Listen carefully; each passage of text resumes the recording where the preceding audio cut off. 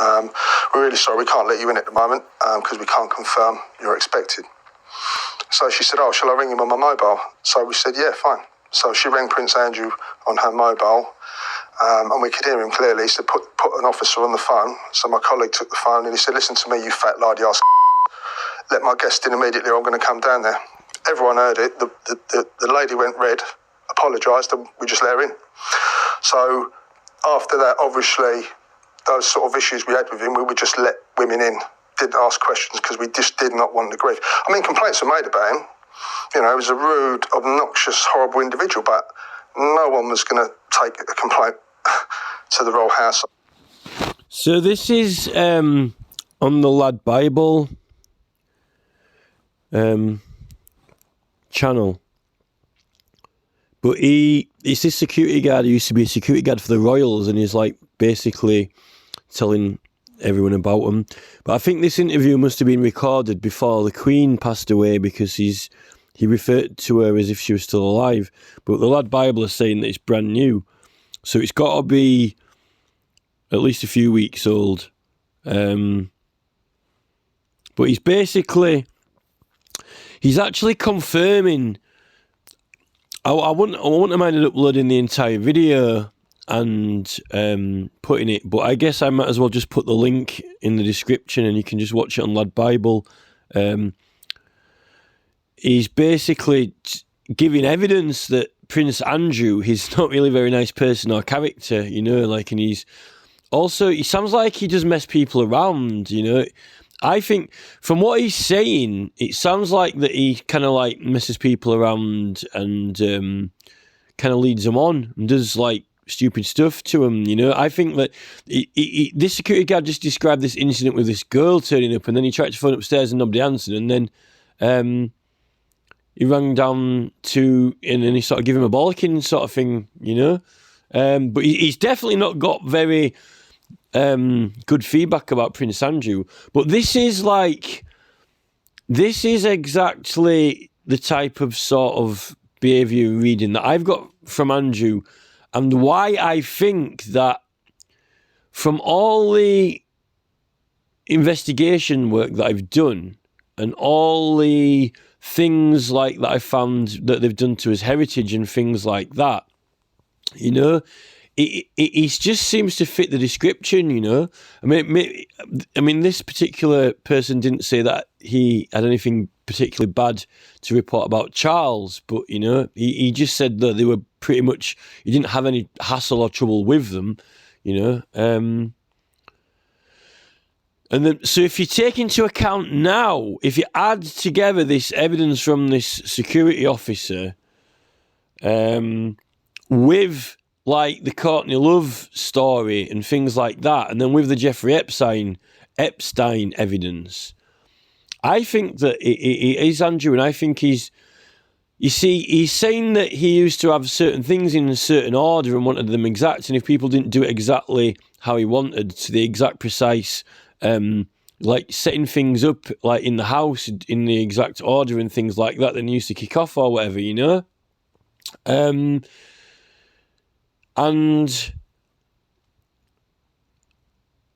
I think that I've just really got this inclination that when it's people who behave like that, they've got this thing about, you know, likes versus dislikes, right? And not only do they get people to do everything that they want them to do perfect and exact, but they actually like to go when there's other people who are going along about their own business when they would otherwise be happy-go-lucky or happy. And if some other person or party has done something or doing something that they might not like, then they would go out of their way to spoil that or ruin that, to make something that was otherwise, basically, put it this way, right? A person who is completely obsessed and totally obsessed about everything being absolutely perfect to every detail, and if it's not perfect to every detail, they will kick off and go nuts, right? Well, what they do, if that means that they are very, very sensitive to and get annoyed at the slightest thing that other people aren't doing right, or if something's doing something particular that they don't like, right? Because it fits the whole model for that. There's a whole model for it. So if, let's say, any company or group or party or person or anyone under this model would be doing something that that person didn't like, then they would go and, go and do something to make their little thing not right, or find something that that person liked and then make it wrong or spoil it or ruin it or vandalise it or rubbish it, mar it. You know what I mean? Because that, if it's such a mar themselves for someone just to not put 75 teddy bears correct on a bed to a photograph, or not set out these tablecloth exactly, or not open the gate at the exact specific time the security guard wants, if he's like 2 seconds late.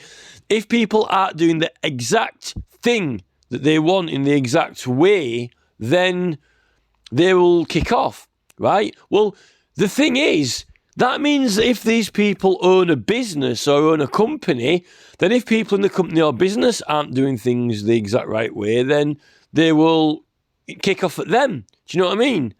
But I don't think it stops at that. You see, that model, therefore, fits what's happened to our ancient site that I've investigated in my other petition campaign, where I found that, I think the royals built that letter D-shaped street on our ancient site because the Alex Hogg map had a letter D over where that site was. Alex Hogg put the letter D on that site on the old maps. And then they built the ICI there and spoiled the whole area. And then they just built on and around our ancient site. And then they named it Waterloo, because that Waterloo place didn't exist. And it's like the name of a toilet and also a conflict. And it's kind of like rubbish in the area, And I have encountered Prince Andrew one time when I went to the local off licence shop and I got that scratch. It was the shop that I bought a scratch card from, and I got it was a £200 Christmas calendar prize scratch card. It was about 1,500 to 1 odds to get it. I didn't see him on the exact day that I got that card, but I saw him around that time. He come past the end of the road when I was going to that shop, and I'd been going to there on a certain set kind of basis. It's almost as if I could predict that I was going there because that's where I was going. And then he went past the end of the road with his security guard crew and that lot, and he was jumping. He was going through traffic lights. He was getting police escort through traffic lights. He didn't have to stop and wait at the traffic lights. Police were just cruising him through, taking him through past everyone else. He didn't have to wait for any traffic lights or anything. They just stopped the traffic and went through. So, but particularly, right, you see, at the moment, for the only reason, and I swear this is the truth, the whole truth and nothing but the truth, so help me God, right, that I, all through my life, biologically and naturally, have been very kind and friendly, outgoing person. I did shout, but usually only shout, if it's my mum and dad. We all shout in this house sometimes. But, generally, particularly at work and with my friends, I didn't shout at my friends until I ended up getting ill and I got stressed, and then something happened. And then what I found is that the slightest thing was kind of really irritating me. But it wouldn't necessarily make me nasty or angry, but I found that the slightest thing was kind of upsetting and annoying. But these things were happening to me. You need to get this into perspective. It wasn't just because somebody hadn't put something right somewhere or somebody didn't set something out straight. Nothing like that. It was the fact that odd and weird things were happening, right? Things that there was nothing wrong with anything. There was nothing out of the ordinary, but someone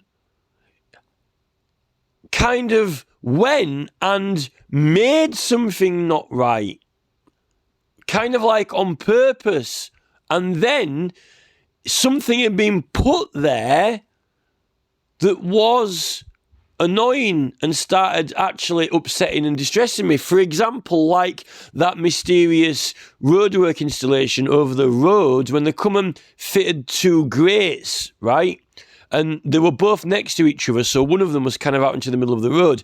And whoever did it put in the wrong size grates inside. They put a size 17 and it's supposed to be a 19, right? So every time cars drove over it, it was rattling really loud all night and all day. And it's been, right, I'm inside the house. It's really getting into my eardrum. It's almost like they went and installed an irritant, almost like when you buy, like, I've got a thing that you plug in to keep like mice away in winter, you know, because we're in the countryside. If mice come near in winter, it emits a sound to keep them away. It was almost like someone had gone and fitted that opposite and made sure they knew there was the wrong size, and the wrong size one was put out into the middle of the road where the odds are that cars are going to hit it and not miss it. So it was a guarantee, almost like a cowbell, a guaranteed strike. So when cars come past, it'd been set up so they'd strike it and it would make a noise, right? When you're going in roadworks and you work there so long, you know exactly how the things work that you're using and what you put there, right? So, and I've been ringing His Majesty's government, the local council, to come and swap it for the right size, but they've just ignored me time and time again. It's been like over 2 months now, right? And I actually went and glued it down to stop it rattling because I couldn't. It was actually, it's not just something in your room that's out of place when somebody didn't put it back. It's nothing like that. It's like someone's put something there that's actually sending out a signal that is annoying and causing distress, you know, but it shouldn't be, you know. There was nothing wrong with it previously before that. And the council just weren't doing anything. And I kind of felt like, you know, the council aren't serving me. They're not serving the public. They're kind of ignoring me. And I'm like, well, should I just fix it myself? Can I just go somewhere and get a grate? You see, if I was back in time when I was working, right, I mean, I was sleeping fine then, and I wasn't in the house a lot. So, I mean, I wouldn't have been annoyed by it all the time because I was always out with my mates. But now that I'm in and I haven't been well, it's really been getting to me, this thing, right? But back in the day, if there had been a noisy grate that was annoying anyone of my parents, I wouldn't even rung the council. I would have just gone up there, looked at it, rocked up, right, looked at it, gone, no, it's the wrong size. I would have just fucking, right, driven off, gone somewhere remote, like in the countryside, found one the same size where there's no houses around, which wouldn't bother anyone, and I'd pulled it out, driven off, gone to that place by the one by us, what's annoying, dropped it in, pulled the other one out, put it in the, van, and I would have just driven off back to the countryside place and dropped it in there. And I'd have thought, right, if any cunt drives over that, then there's no one around for it to make a noise and annoy. Now, if it's unsafe to have the wrong size in there, then why is the wrong size? They've put the wrong size in one by us, you know? But it hasn't even been like that for the recent time. It's like someone's gone and sent someone on purpose. Now, either it's the highways guys, the roadworks guys, or it's someone higher up who's organised it, or some mysterious rogue roadworks unit, you know, or someone's paid someone to do it.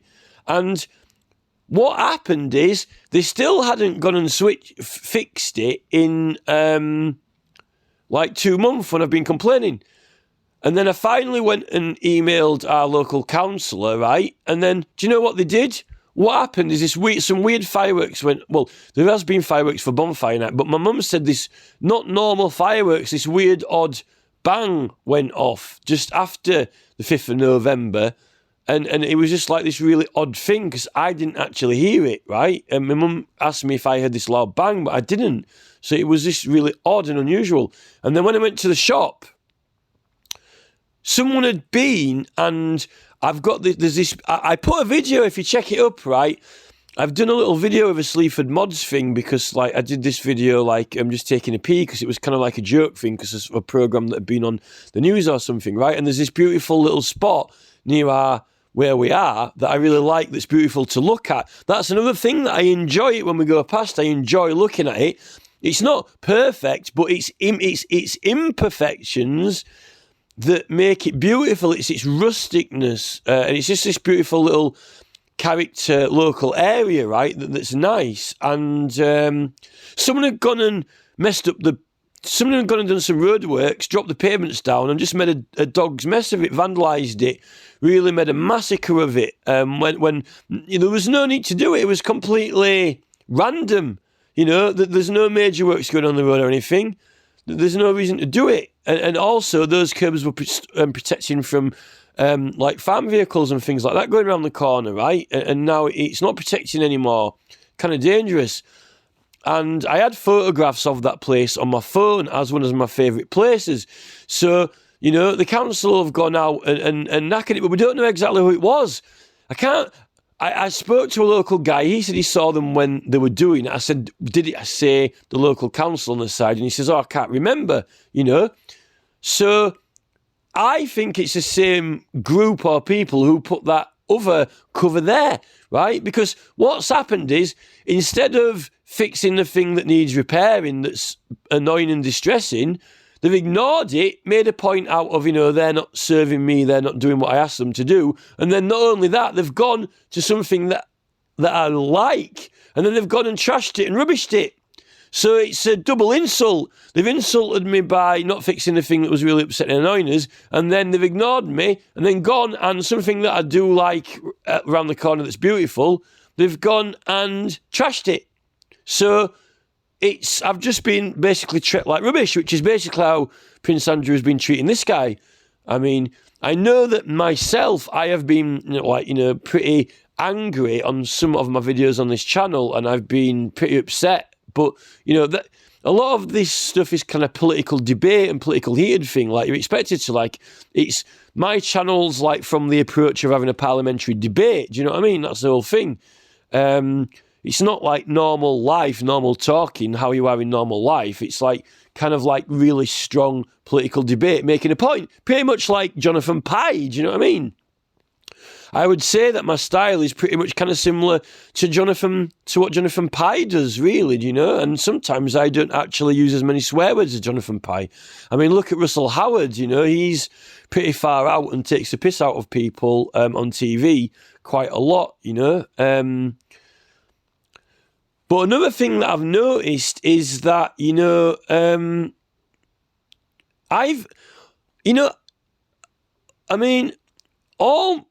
the majority of my life up to now, I've never, ever phoned the council in to complain about anything my whole life.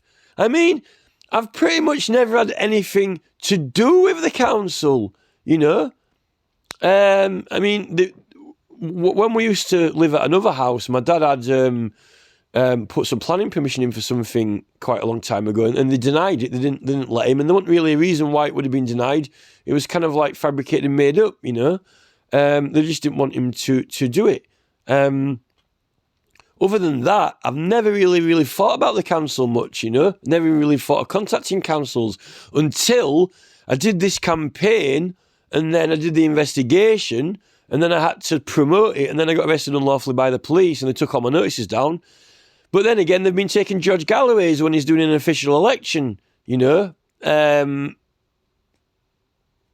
So even George Galloway is being treated the same way I have. In fact, he's been treated better because, he didn't get arrested.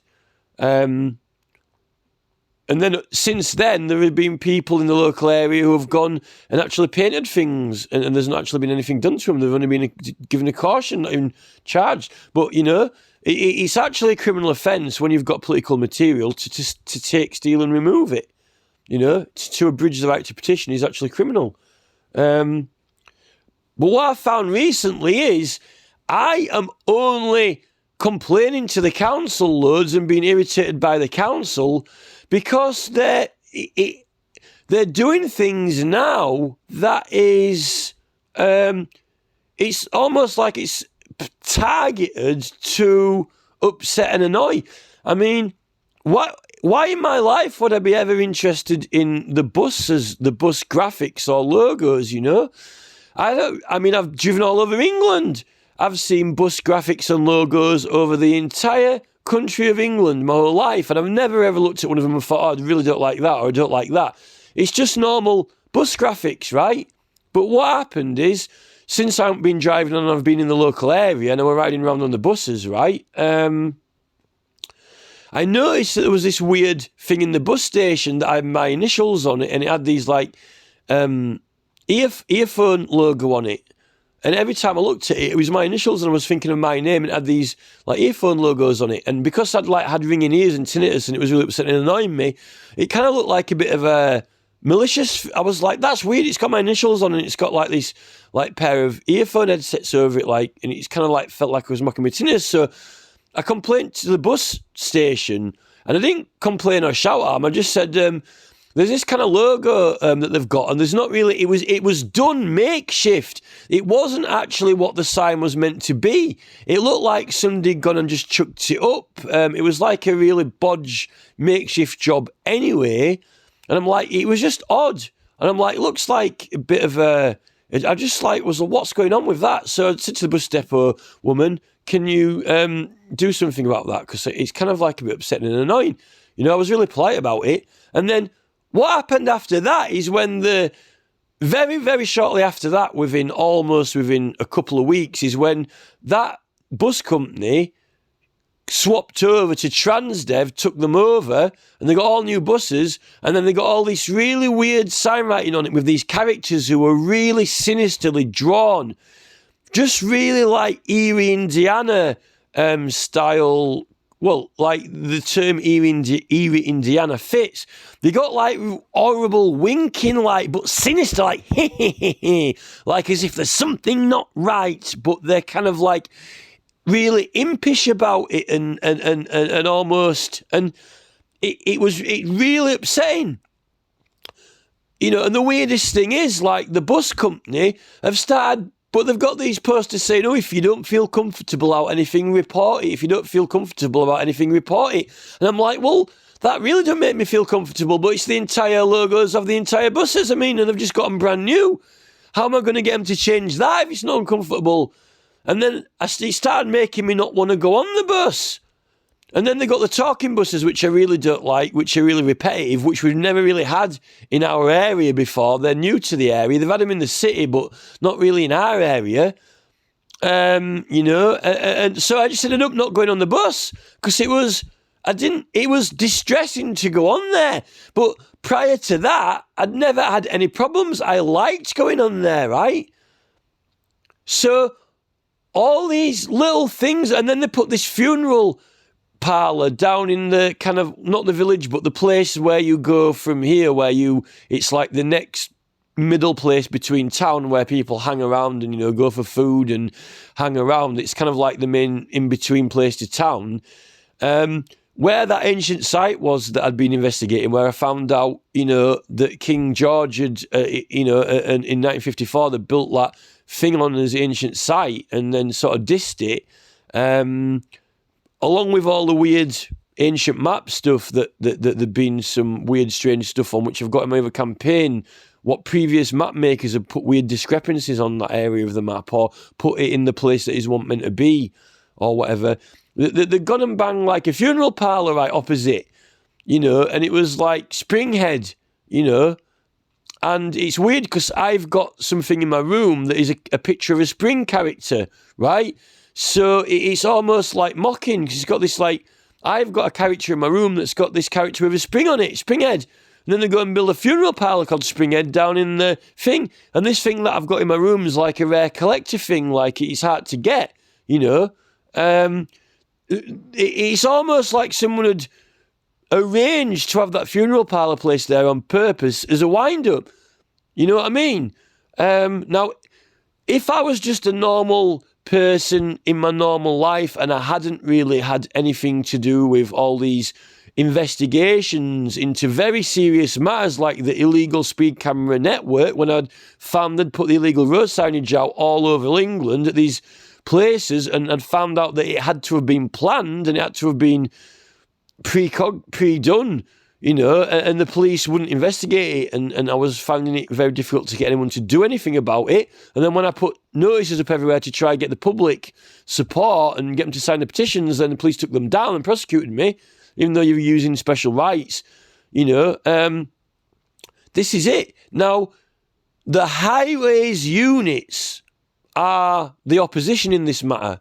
It's the men, the roadworks men, who are my enemy in this matter, and the chiefs of the highways who are my enemy of the councils, because they're the people who I am accusing of breaking the law and having a culture of breaking the law on purpose and working with police. And the police won't prosecute them because the police have been on site using the sites that they set up and supposed to have been doing checks and failed to do that. In fact, the police have refused to take any legal action against them criminally, and they've all kind of like been looking out for each other and not doing anything about it. And when it turns out who owns these contractors, who've got the contractors for the councils, these big companies that have big important names like Keir, and then you get people like Keir Starmer who've been in charge of the CPS, the organisation that prosecutes on these fines that they give out. You know, the name Keir seems to be indicative of, you know, Keir Starmer and protecting Keir Starmer. You know, you don't mess with Keir. They've been putting legal road signage out. You don't mess with Keir Starmer. He's the Crown Prosecution Service, and the police don't. It's all names, and the meaning, you know. Who sets up these companies? Who chooses what they're going to be? Balfour Beatty. It sounds like Bill, Balfour, Balfour, and Beat Me. Balfour Beatty, Balfour Beat Me. Well, you only have bail and beat people when you're doing court cases. When you're getting involved with the police and doing criminal charges and things like that. You know, these big companies are owned by, it turns out, BlackRock Vanguard Group shareholders to do with the royals, which is, you know, Prince Andrew and Philip and people like that, which anonymous official have investigated, you know. So, you know, it seems to me that if, you know, how are these things happening? You know, someone is doing something odd from the council and they're doing it to upset and annoy me, and they're trying to make out it's just normal standard procedure, but it's not. I've never experienced this before in my life until I started doing that campaign. And then they're sending units out and they're putting things in, and it's been done in a manner that is upsetting. It's not simply, you know, borrowing something or, you know, coming in, making a cup of tea and not putting a kettle in the right place. This is actually going and installing something or putting something there that is actually distressing or upsetting you, or doing a graphic that's distressing and distressing you. Now, you might say that my campaign itself, by me starting it, is annoying and upsetting the police, and annoying and upsetting the highways, and annoying and upsetting the royals, right? My campaign is emitting sound and visuals that annoy them. The name of it and its goals, its objective is harmful to them, right? But then again, you could say that, you know, the law is harmful to someone. You know, anyone who wants to punch someone in the face it's emitting something to stop them from punching people in the face. And if they do, then the police will charge them, will arrest them and put them through a very stressful, distressful procedure of being arrested and charged in court. That's what being charged is. You say charging up a battery is to put power into it, but, you know, you're definitely not putting power into a person when you drag them through the court procedure. You're discharging them, you're depowering them, you're upsetting them, you're roughing them up, you're punishing them for something they've done, you're discharging them. You know, they call it charge, but really it's taking away your power, and then they take some money off you, so they're discharging power from your wallet, you know, or discharging your reputation or your, you know, well, they're wanting to punish you, basically, you know. So, you know, the royals' fines of the crown are in the business of, you know, punishing people for things they have done. So in a way, I feel like I'm being punished through His Majesty's government services, through His Majesty's government's local council, through His Majesty's government's highways department for my petition, which is pursuing them and bringing evidence against them. They don't like it. It's annoying them. So I feel like I've had little strikes against me, like they've been doing things around our area, particularly things that they know I'm not going to like. And if they've got access to your mobile phones and know things that you like, they know what things that they can target. They can go and rubbish the little places entering the village, the little places of green land that you like, which they've done over by Murfield, by John Cotton's, which they've rubbished that, you know. I've got a long list of places, and they're not, it's not random places.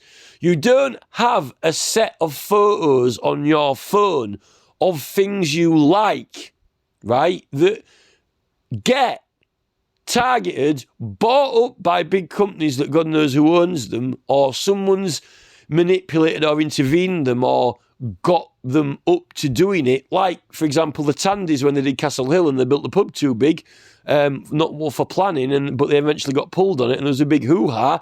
Someone put the Tandys up to it.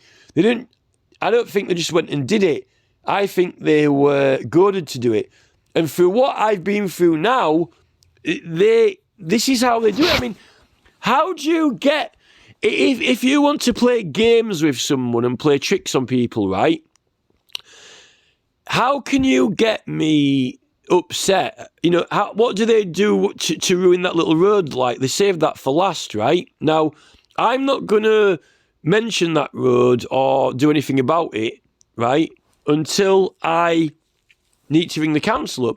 What's happened is they put that thing opposite that rattly grate, knowing that I would ring the council, right? And then what they did is they waited till I got so annoyed, and then I kept complaining. And then when I, stand up to them and say, look, can you please put that right? It's upsetting and distressing, right? Then what they did is they blatantly ignored me and went and did the street up at the end there. So they've just gone and added another thing where I have to walk past the thing that I walked past, and I love to look at it. It's a beautiful little entrance. They've actually gone and added another thing into the immediate environment that I'm upset about and I don't like. It's the same thing in the house. My mum and dad have been watching TV, and then mysteriously my mum was going to get my uncle to change some doors in the house and put some new ones on. But they took them off and they never put them back on again. And I said to my mum, why don't you want them back on again? And she said, I'm not putting them back on now and I've changed my mind. And I'm like, why would she do that? And I'm certain that there's been some cues or some, it's called like a prime, like a certain phrase or sentence or words what you can throw out that have kind of hinted or, fish for my, not to get the doors fixed, I mean, there's that saying, you're only supposed to blow the bloody doors off. Well, they've done more than blow the bloody doors off. There's like 2 layers of doors in the house that have been taken off, each end of, it's almost like the gateway to the street's been blown up, blowing the doors off. And then why my brother got it into his head, I don't know, but he ended up swapping all the doors upstairs. And one of them was a really beautiful door that I wanted to save and that I liked. And I didn't even realise that my brother and dad had taken it off. And there was no reason that we had to change those doors. There was nothing wrong with them. And I think that someone's been hinting at it and dropping things in through the radio and TV. Because when it happens when I go across to the garage, because they've got Capital Radio on all the time. And when I kept going across to the garage, the guy kept changing the coffee machine every time I went over, so I couldn't get one, and I had to leave and come back. And I'm like, why is he doing that when I go? And I think that they've been kind of like saying something or to get him to do it at the exact time, But not just that, there's actually some things on the machine that trigger, like it's got Bluetooth on it as well. And I asked the guy, the service guy came to fix it, and I said, I know this is an odd question, I said, like, and it's really weird to, like, even contemplate it, but can someone use a computer and, like, get this coffee machine to not work or change the settings on it? He said, oh, well, yes. Well, so, like, it's possible to connect to it with a Bluetooth and, like, you know, make it give the wrong coffee or not work when you press a button or change the program on it and, or, like, make it give out half a coffee. And he said, yeah, it actually is possible for someone to do it. It's not impossible. And that's what I thought was happening. And all these things, because of my campaign work and because of the YouTube channel and the evidence that I've got, you know, same with George Galloway, like he had his electricity turned out on the building. It's like a power move. It shows the power of this other party, the power they've got, you know, like, oh, we can shut your electricity off. It's a display of power.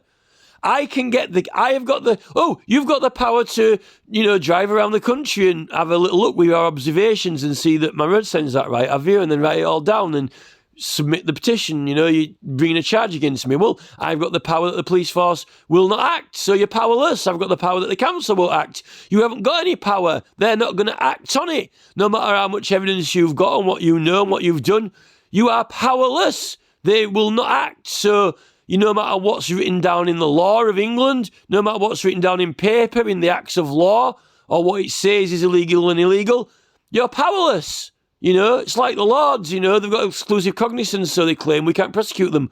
The jury are powerless. You know what I mean? This is it, you know.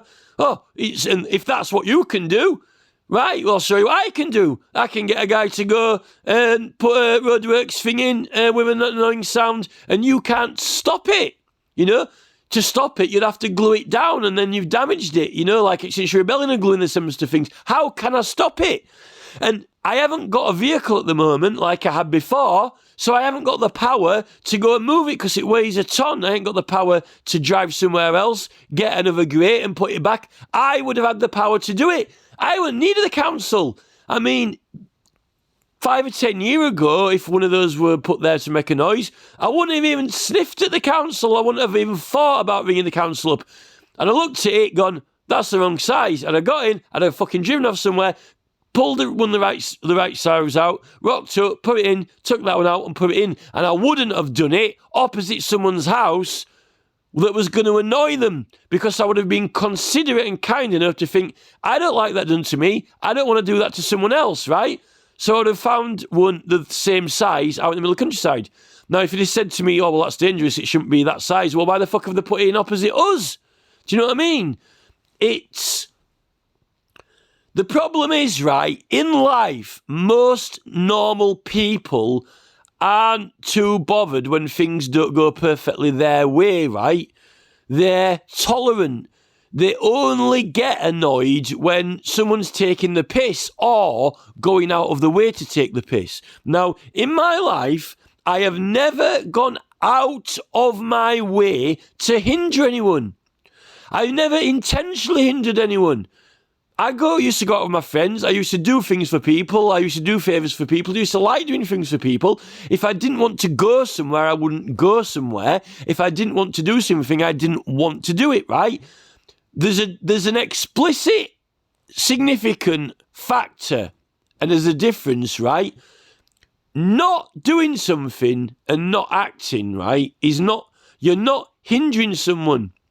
If you're walking down the road and someone's walking and you drive past them and you don't give them a lift, right, you're not hindering them. You're not getting in their way, right? You're just not helping them. So they're going along and they're not actually being hindered. You're not helping them, but you're not hindering them, right? I help people, right? And sometimes I don't help people, but I would never ever say that I would do something to annoy, upset, or hinder them if I could help it, you know? Just, put myself in front of someone. Now, you see, Extinction Rebellion and all these activist groups kind of are using the strategy of hindering people and annoying people and obstructing them, you see, right?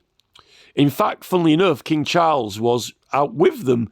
Charles went and stood with them in the glory. I think that he was responsible for plugging the money into XR or allowing it to, because there's a lot of other groups who don't magically seem to have the money plugged in.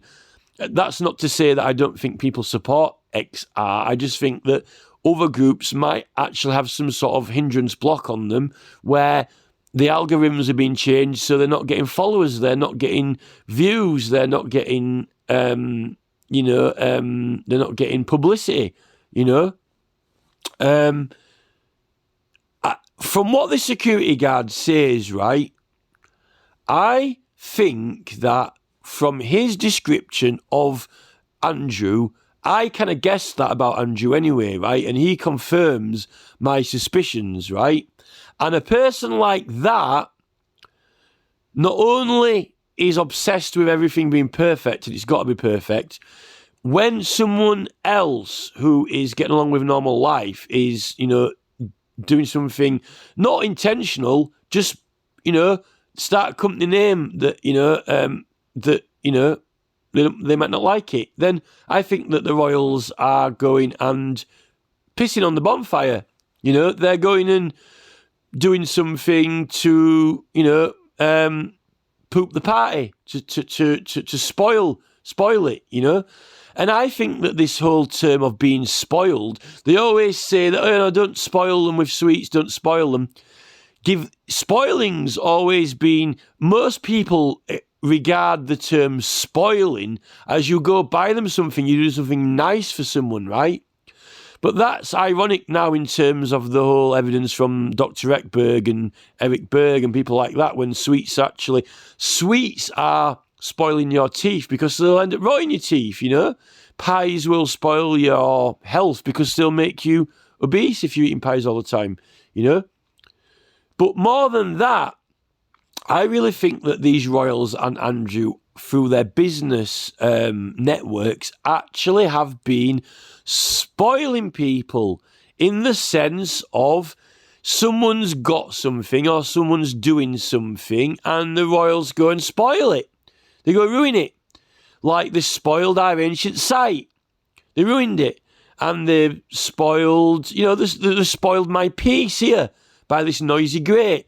And they're spoiled the motorways by making all the tailbacks. I don't think the traffic was that bad.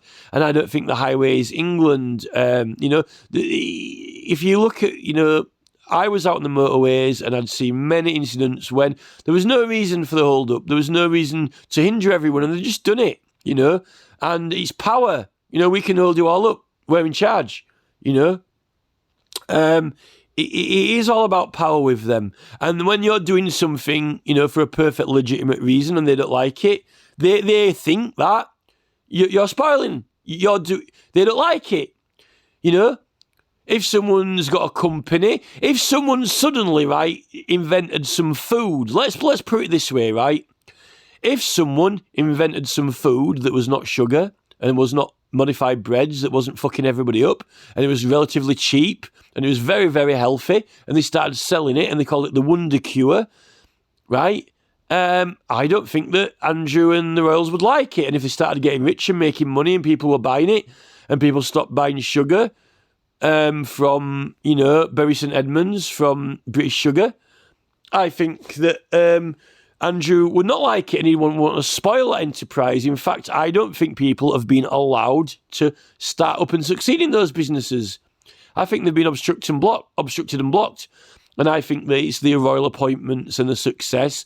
They've pulled the strings, so the sugar factories and the Warburton's bread. Because at the end of the day, it is a war, And I think it's ever since we've been conquered. I think they've been at it the whole time, ever since we've been conquered at Hastings. I think that these royals and these people, they want things their own way. And they get obsessed with it. And the thing is, right, I've actually ended up being like that. I feel like I've been put through some special treatment program or some special conditioning, like in The Princess Bride when they put him in that underground cellar by the tree on that machine and they switch it up to like level 10 and he goes, I've never done anyone on level 10 before, and they're torturing him, that Wesley guy, they're torturing him on that machine. And what I found is since I've been subject to this odd treatment, you know, the bus has been with sinister characters, and then they put the talking bus on it, and I didn't want to go on there anymore, so I didn't go on it. And then they ruined the lane, and they ruined the little stile in the woods. Somebody mysteriously come and demolished it. So I didn't want to go there anymore. So I don't go to that place. It's a place of power. I go there to sit and recharge, to charge. It's tranquil, it's peaceful, it's beautiful. I feel like I'm with ancestors. It inspires my imagination. It's a place of power. If someone comes and demolishes it, I've lost that. It's like taking your chess piece, taking your rook, right? And if someone places objects around you which are distressing you and harassing you, you are literally in distress. It's almost like you are a mouse or a rat in an experiment. And I think the Royals have done all these experiments.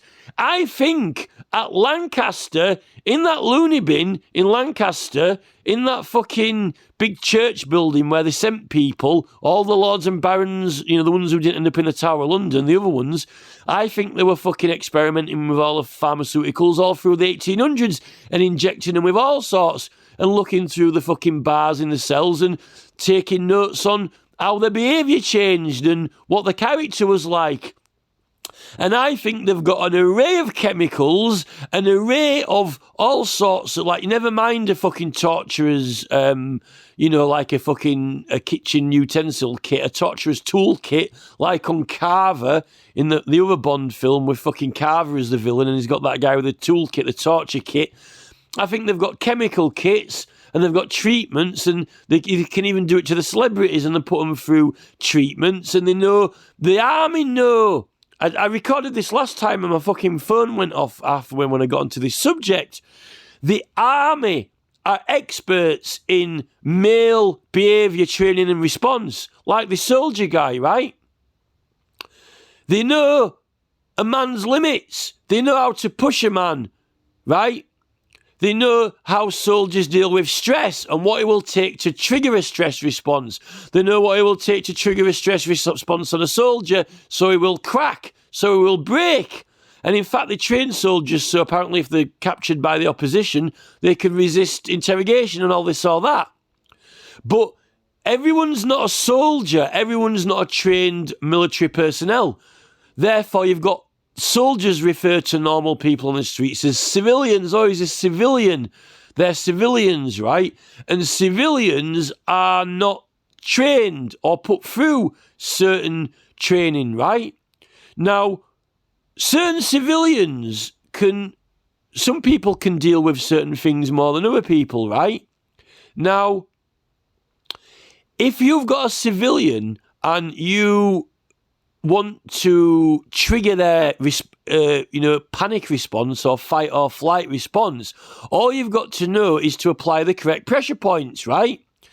Now, everyone is slightly different, right? What will upset or distress one man is slightly different to what will distress and upset another man. You see, in a pub, you see this at work in pubs. You can be guaranteed that if you go into a pub and a guy's out with his girlfriend, and you go up to a guy and you say, oh, your fucking girlfriend's ugly, when he's had a few pints, he'll probably punch you. It's a guaranteed response. You pull his trigger button, right? You know, this is it. There are known procedures. Now, the police are trained to not respond. On Dr. No, he says, you know, you continue to try and provoke me, Mr. Bond, you know. This is it. The police are trained to not respond, to not bite. Yet when I went out with Alan White, well, when I found Alan White stealing my notices and I challenged him over it, he attacked my vehicle. When I'd only verbally give him a verbal warning that the council had said that I could put him up, you know. And he attacked my vehicle, he snapped, you know. And police were meant to be trained not to snap, but it showed that, you know, Alan White was quite vicious, really, you know. This is it.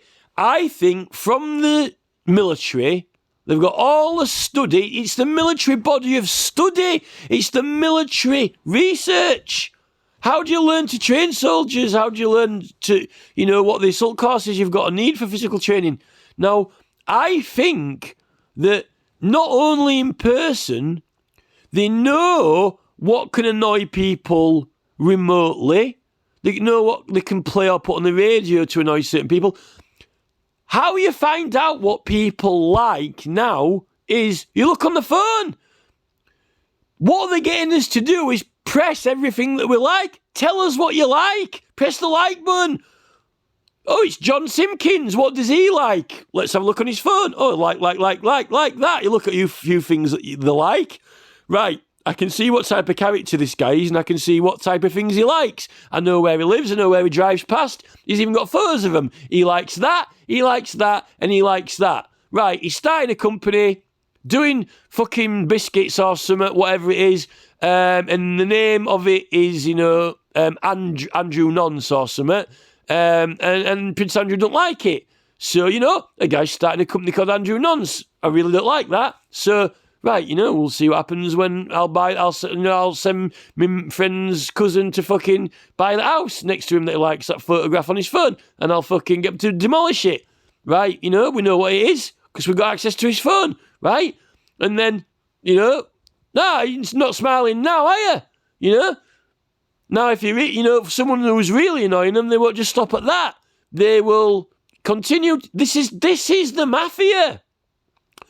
What's the mafia motto? We won't just go after you, we'll go after your family and friends.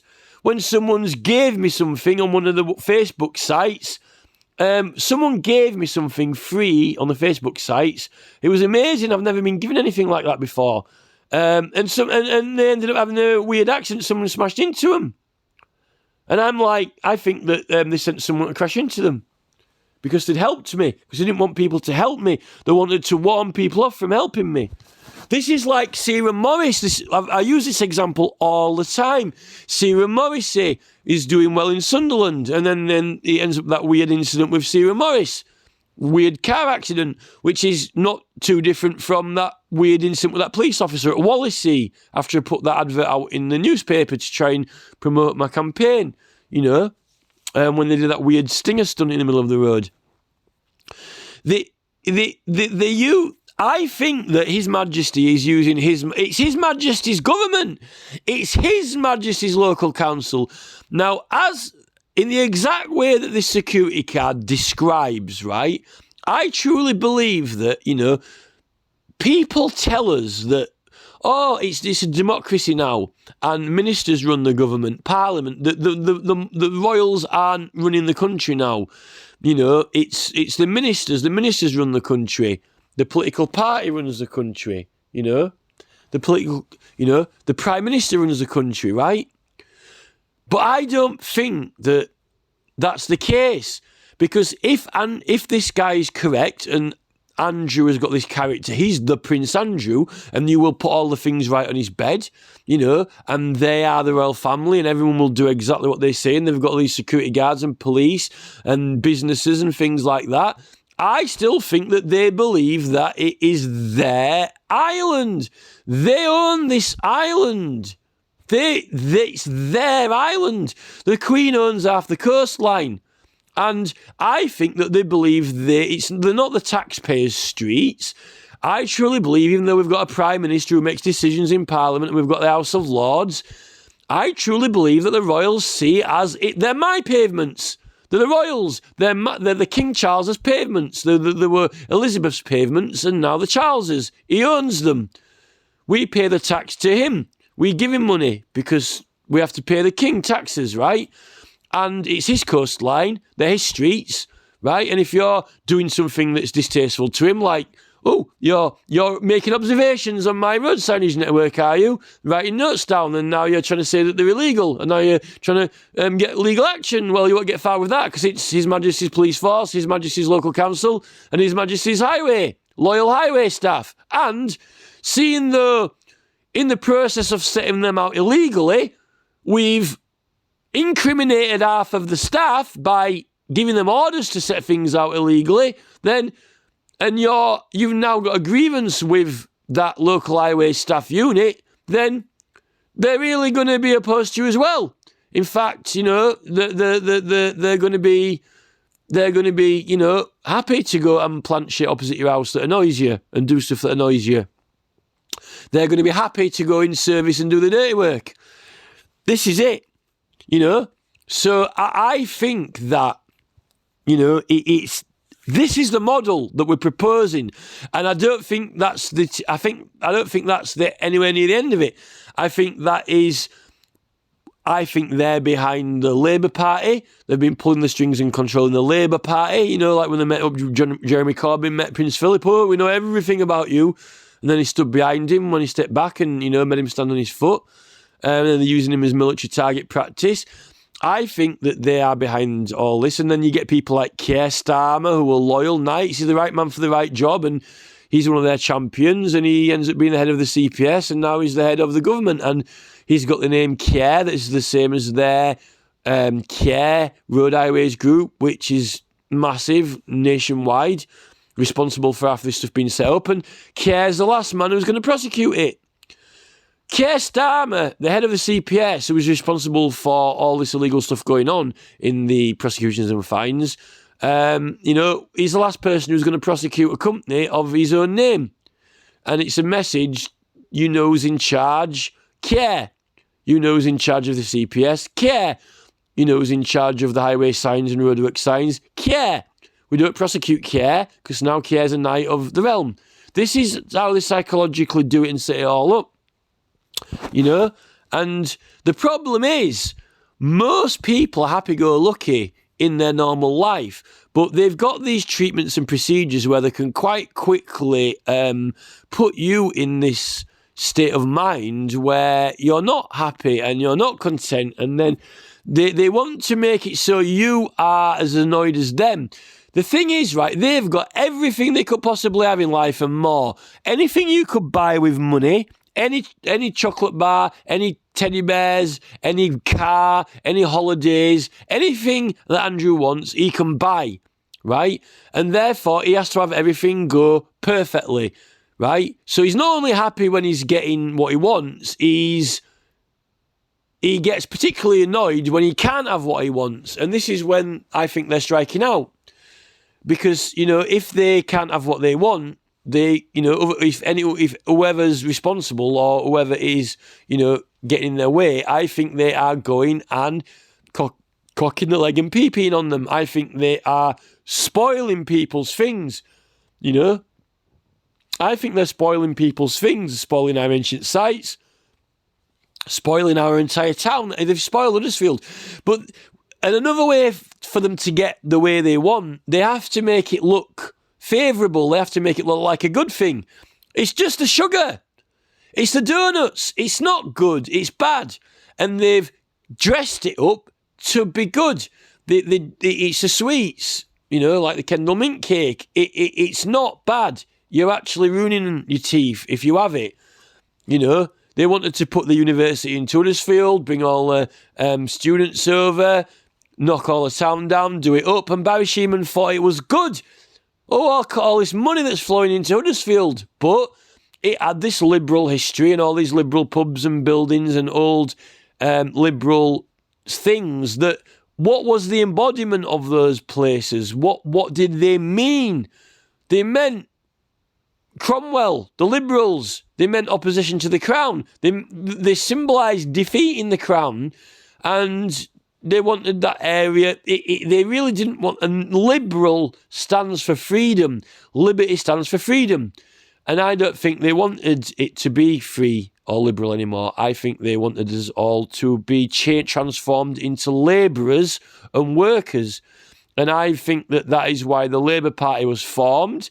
And they thought, we'll transform all those free liberal people into working people, you know?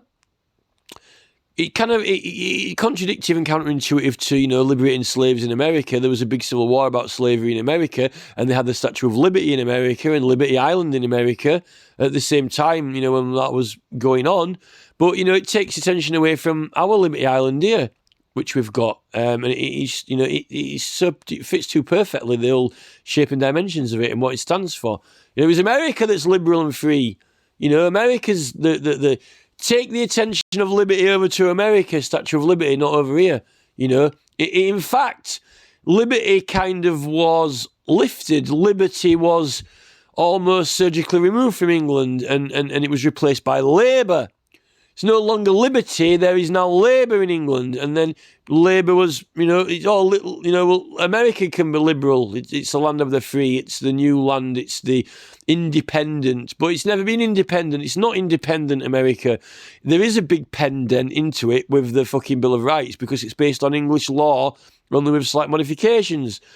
And I don't think they're not independent. They are dependent on trade. They are dependent on business. It's just going to show when Putin now is, once we cut Russia off, then a lot of other countries were dependent on Russia, America is dependent on its economy, world economy now, not just its own economy. It probably could support itself, but, Australia is a very remote country. Is it dependent or not? It's very, very remote. But they've been doing a lot of dealings with China. This is what Mel Gibson talks about. Mel Gibson talks about, if you watch some Mel Gibson, he goes into great detail about this weird thing that the Australian government have got doing deals with China and a lot of exchanges and things going on that they shouldn't have had. And it's actually devalued the Australian work, the value of Australian work and the value of Australian goods and things like that. Mel Gibson talks openly about it. I think the Royals are behind that. I think that's all tied into, right back with Sam Copley going to Australia. He's a barber from Huddersfield, going to Australia and mysteriously getting rich. Likely signed up to the Royals. Sam Copley likely went to Australia and they had loads of convicts there that were fucking prisoners that the Royals had sent over, criminals, convicts in the colonies, and he probably made them work for him and fucking they made him work for them and they made all the money out of it. And then Sam Copley came back and then he fucking bought all the Ramsden estate and gave it straight over to the king when he claimed he was giving it to the people, but he never gave it to the people. He gave it to the king for the Corporation Act. It's not given to the people. It's Her Majesty's government and Her Majesty's coastline. It's not the people's. Because if Sam Copley gave that land to us, then we own it. And the council don't own it. Yeah, it's the council strategic planning. We're deciding what the fuck happens to it. Yeah, apparently it's our land. We're not getting any money for rent off it or anything. This is it. So, this evidence from the security guard, it's only about Andrew, but it confirms a lot about his character, what I suspected. It's definitely not saying the contrary. The only question is, to what extent is Charles engaged in that? And even if his character's not as bad as Andrew, if he's not got a temper and he's not impolite to people, does he still like to do stunts and make a point and meaning out of things like banging Dunn's letter roads on ancient sites that used to have a D letter exactly over them on Alex Hogg's map, as a little joke? That's the thing. Are these peers taking the mick out of us through the naming of their streets, through the gestures they do? Is it a mockery of the common man, the Rumpole of the Bailey? And this is it. But yet, ironically, they even mock their own. It's Elton John. They dick around with them. Oh, it's Elton, We'll send our newspaper empire, get Rupert onto him, Rupert Murdoch, it's Elton John, we'll dick around with him. We'll bug his fucking apartment and set the press on him, messing him around a bit. Oh, but we've given him a knighthood, yeah. He thinks he's one of us. He thinks he's a royal. He's Elton John. Neil Elton, arise. You are my servant. Fucking sing me a song. It's Brian Blessed. Do Gordon's alive, Brian. Do Gordon's alive for the Queen. Gordon's alive. Do Gordon's alive. Now then, Elton. Do me candle in the wind, Elton. Do me candle in the wind, But I don't think that they regard the peers as royals. I don't think they'll ever think they're royals. I think they're more like their kind of joke playthings, I think that, they've got, look, he's another Rumpole, Porky Poly Rumpole, little toy to mess around with, He's Elton John to toy with, we'll send him, we'll give him loads of money. We can trust Elton. Elton's not going to use the money to petition against us. Elton's not going to use the money to take us to court. Elton's safe. We can safely trust Elton with the money because he's kneeled, fucking dropped at his feet and fucking prostrate on the floor. And we've, now he knows his place. If he dicks with us, we'll set the press on the cunt. He knows not to mess with us. or his fucking house, set on fucking fire like Richard Branson's. This is it. And this is the thing with these things they're doing to us. They're showing power. We've got the power to annoy little annoying things they can do. It's their roadworks unit. They can send them and they can arrange for you to be harassed quite easily and arrange to be annoyed quite easily. Now, the final closing point is, will they kill? Will they kill for it? And I don't mean will they use the witness protection program to pretend they've killed someone and make them disappear. Because they can do that.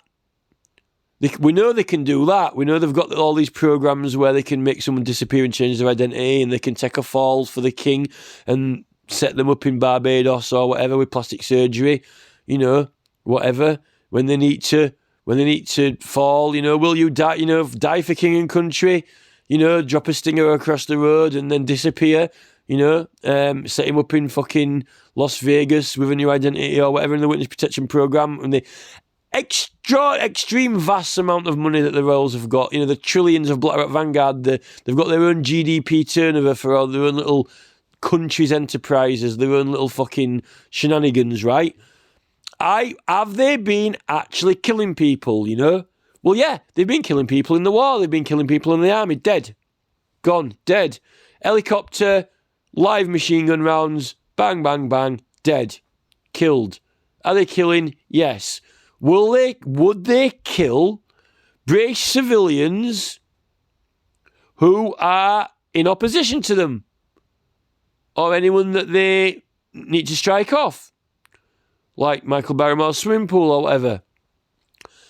And the question is, did they kill Boris Johnson's dad's next door neighbour? Right? Did they use a known method of psychological triggering, which is, they've got all the research studying the psychology on it through the military, and they've been testing it out on Elton John in his fucking apartment, how they can dick with him and what his response is when they put stuff on the news and upset him and distress him, and then listening to all his fucking thing, and then John Lennon as well, whoever. This is the thing. Did they pull triggers, use the media, use his mobile phone, sent somebody into his house to move things around, so that he knew his and listened in, worked out his exact fucking pressure point, and then got him to shoot his wife and then turn the gun on himself? And did they do that to Kurt Cobain and Chris Cornell, or was it just an incident and accident? And if it was an incident and accident, isn't it suspicious that Andrew was sniffing around at Courtney Love's house that time? They say that a criminal always goes back to the scene of a crime. That's what they say. That's why I suspect Andrew with Courtney. I don't think he was just going round there to give Courtney a random visit because he was in America and he'd never met her before. I think there was something. To me, it's that Pennyroyal Tea song because, like I said earlier, if you're doing something exactly which Andrew doesn't like, if it fucks him off, did that Pennyroyal Tea song, Pennyroyal Tea, did that song fuck Andrew off or the Royals off when Kurt Cobain did it? And did they think, Kurt Cobain thinks he's a bit of a star and a celebrity, does he? Let's how he deals with a bit of our, he's the one who likes all our pretty songs and he likes to sing along, but he don't know what it means. Oh, well, let's see what happens when Kurt knows what it means. Let's see if he knows what... Does Elton know what it means? Here's Elton, and he writes all our songs, and the press listen in, and he knows what it means when the press put the shit in his newspaper. Elton knows what it means when the press drop a hint about where he's been. Elton knows what it means when the press say where he's been and what he's had for tea, and he knows what it means. This is it, Oh, it's Kurt, is it? Well, he's singing about, he knows what it means, likes all pretty songs. Well, we'll put some shit on the radio to Kurt and see how he likes that. Pull his trigger, boom, shotgun, bang. Right. Oh, where have I seen that trick before? Oh, it's Boris Johnson's next door fucking neighbour. Play again, Sam. Play again, Sam. Oh, look, send another Australian immigrant. with £3 billion. Oh, fuck me, it's Rupert Murdoch. Wonder where we got that from. Couple of strings pulled. Oh, it's Rupert. You know, set him up with a business. Just check him out first. Can we trust Rupert with this fucking newspaper empire? Is he going to fucking get the fucking feds onto us? You know? Or is he going to behave like a nice little Rupert after we've, you know, sent some fuck knows what they do to him, you know? There are treatments. There are treatments. The army are put through treatments. The highways are put through treatments and training. They're brought up. The worst thing is they put them through the whole regime when they're breaking the law so that they're kind of incriminating themselves as they're going along and doing the bidding. It's almost like on the roads when you're driving, because we all drive, get used to the roads, how they flow with those natural percentiles, right? So we're all used to it. Then they let you drive at that speed, and then they put the cameras up, so then every so often you get caught, even though like, they encourage you to go that fast everywhere else in between on the same type of roads and the same profiles, but yet they're set with different limits. It's almost setting you up to fail in a way. And I think that's what they're like doing, setting people up to fail, lead them on a bit, and then pull the plug, you know, stuff like that, you know, and you know, who would dare accuse them of this? Well, you know, the evidence given by this guy here seems to pretty much confirm my suspicions, at least anyway. So, you know, and now, unfortunately, I find myself in the predicament that I'd been a victim of these treatments because I ended up, for whatever reason, it was Jeremy Vine's fault. Vine is the instigator, because if he didn't have Nick Freeman on, I wouldn't have known about the illegal road signage, and I wouldn't have had I wouldn't have thought about, I wouldn't have had the idea. The idea wouldn't be put into my head. I wouldn't have had the suggestion to go investigate it. And I'd had enough. I got pissed off with it, you know. And then I kind of see it a bit like these illegal cockfighting. You know, like they used to have this cockfighting in the attics in pubs, you know, like they set the cocks against each other and bet on it. I think the Royals like setting people against each other as if that we're animals. I think they like setting Labour and the Tories against each other. I think they like, you know, because then we're too busy arguing with each other rather than concentrating on the people who are instigating it. And this is the same thing with the Liberals and the Labour and things like that. Barry Shearman, you know, too busy with Barry Shearman fighting the Tories, but what's he ends up doing? He's ended up turning Huddersfield into a fucking spaceport for the new fucking brain implants, you know, for Elon Musk. This is the problem, which is what the Royals want all along. And I can guarantee you this is my final point now. My final point is that if Andrew is the sort of person who wants everyone to do everything exactly in the exact same precise thing, like with his fucking teddy bear set up, right? And if you don't, then he really gets kicked off. Surely Andrew is the perfect person who would be very, very much interested in some sort of Neuralink thing that Elon Musk is developing, and that he could get implanted in to your brain to really make you put the teddy bears in the exact same place. Do you know what I mean? And it's the funny thing about that story is that my mate actually had a girlfriend that used to have loads of teddy bears. She had like hundreds of thousands, well, not hundreds of thousands, but she had hundreds of teddy bears, right? And she, oddly enough, is almost like this. She's not the exact spitting image of Meghan Markle, but she is very, very similar. She looks very, very similar to her. Sorry, I mean I meant to Prince Harry's girlfriend. She's very, very similar looking to Prince Harry's wife. Sorry, not even girlfriend, to his wife, you know. She looks very, very similar to her. So it's weird that he comes out with that teddy bear story, you know. So that's the first person that I thought of when he mentioned those teddy bears. I thought of her, and she looks like Harry's girlfriend. So, you know, there's definitely, I think that I'm right about the whole thing, about the whole hunch about the royals and how they're doing things and what they're doing, because it's just so evident it's clearly obvious with the speed camera things. Whether anything's going to be done about it, I don't know, because at the moment we don't have the power to. We've got Keir Starmer, he's the leader of he's in Parliament, he's the leader of the opposition party, he was head of the CPS, him who was responsible for all the prosecutions on these fines and things like that. These people seem to be able to just ignore it as if it doesn't exist, They can just go out into the public, meet people, talk to them. I'm a minister, I'm making laws to protect us all and save us all, and nothing comes of it, They can just ignore it. It's almost like you don't exist, Although that guy who kicked him out of his pub, get out of my pub, Starmer, he definitely existed. But then again, I don't know if it was a publicity stunt or not. We've had Theresa May up saying, there is some corruption in the police, in senior police officers, but she said it. She went up once, she said it, nothing happened. Now we've had Rishi Sunak say, to the police, they've got to investigate themselves and do something. Will it happen?